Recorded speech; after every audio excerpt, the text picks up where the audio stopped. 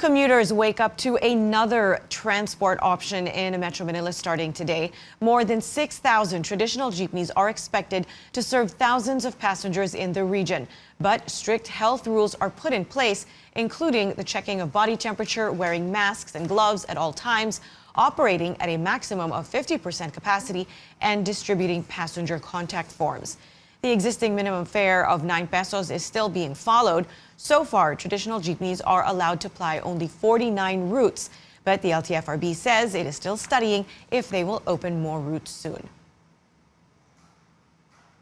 Now let's go check on the situation on the roads with our AC Nichols live from Quezon Avenue and the corner of Araneta Avenue in Quezon City. AC, good morning. What do you have for us? Good morning, Ria. We've been monitoring the situation at this jeep terminal in Quezon City. As you mentioned, the jeeps here ply the Quezon Avenue to Santa Mesa route via Araneta Avenue. No long lines of passengers as of this time, but drivers say things should pick up in a little bit at around 6:30 to 7 in the morning. Now, these drivers haven't been on the road in the past 3 months or since quarantine rules were first imposed back in March. And they tell us they are very excited to be working again so they can earn for their families. Now, of course, there are new policies or rules that they have to comply with.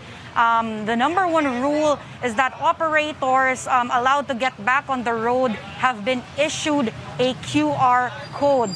Now, the QR code will serve as proof that the jeepney unit has been deemed roadworthy and is allowed to carry passengers. However, we are not seeing those QR codes displayed on the jeepneys.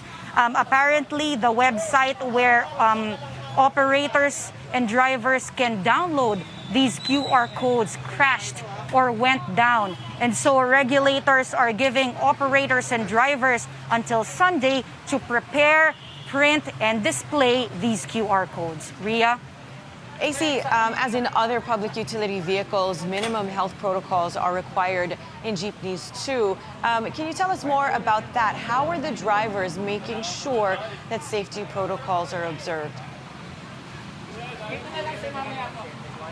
Well, Ria, right now I'm standing by the payment booth of this jeepney terminal. And as you can see behind me, they put up signs and posters reminding passengers to observe physical distancing. Now, here by the payment booth, they've also prepared thermal scanners. They're supposed to check the temperatures of all riders, and those with temperatures higher than 37.6 apparently will not be allowed to board the jeepneys. Now let's check out the situation, or let's check out one of the jeepneys here. As you can see by the entrance, they've also put up signs. All passengers and drivers are required to wear masks at all times. If you're not wearing a mask, you will not be allowed to board the jeepney.